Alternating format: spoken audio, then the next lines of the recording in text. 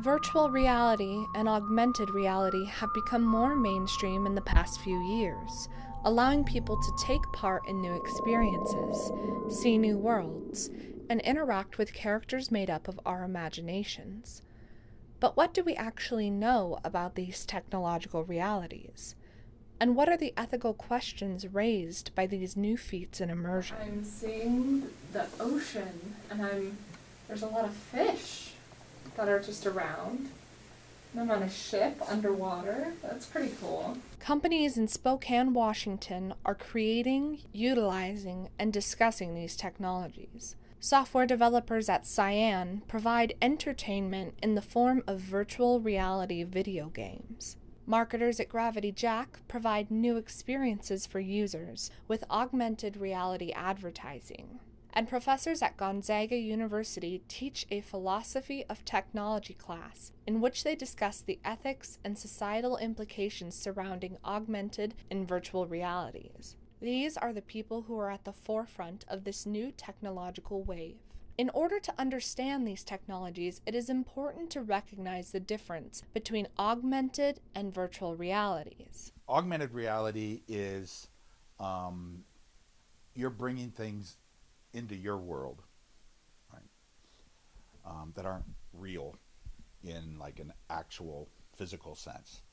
In virtual reality, you're going into another world, right? In which you aren't exactly present, but you're not absent either. You're telepresent, right? You're present at a distance. Virtual reality is becoming more accessible. According to Forbes, Sony sold more than 900,000 PlayStation VR devices in the first 4 months of its release. And then the user points their device at the image, and then you see what's called a wheel loader that renders. This is not an actual wheel loader. We had to take concepts from several different models to create it.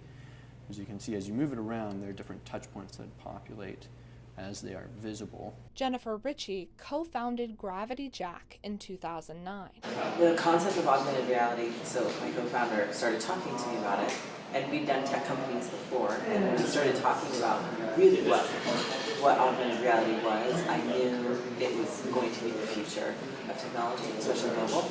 It wasn't a matter of if, it was a matter of when, and fast forward now 7 years, and that's proving true. Gravity Jack has worked on marketing campaigns with major companies such as Coca-Cola, Oscar Mayer, and Bloomberg.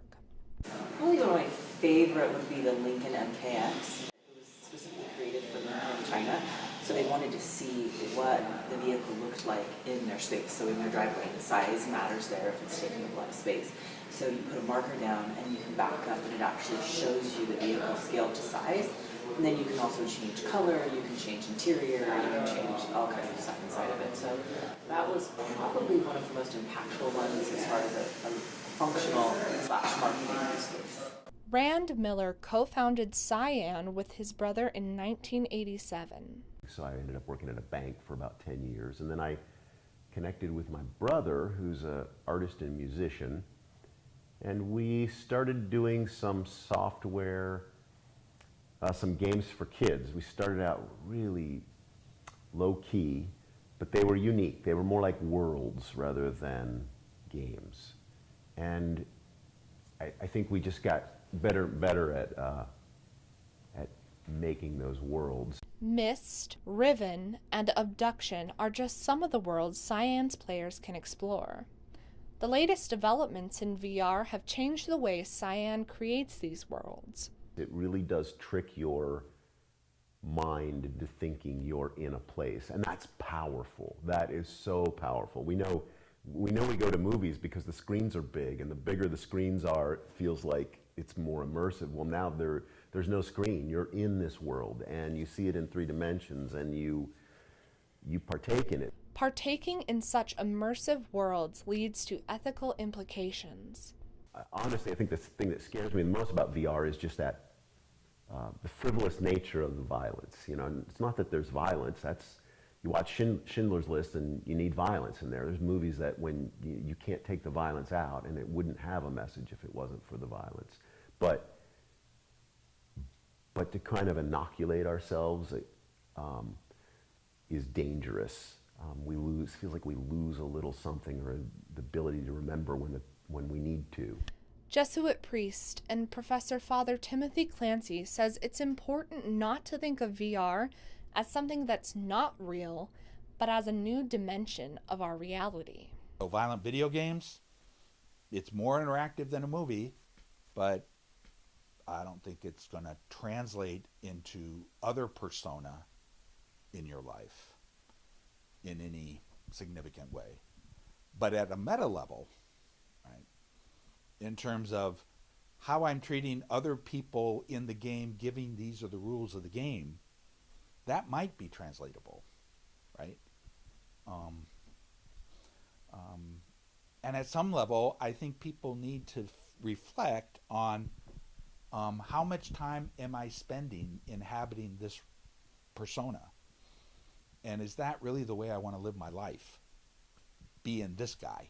Father Clancy says there are many arguments about to what extent behavior in virtual worlds is representative of our identity.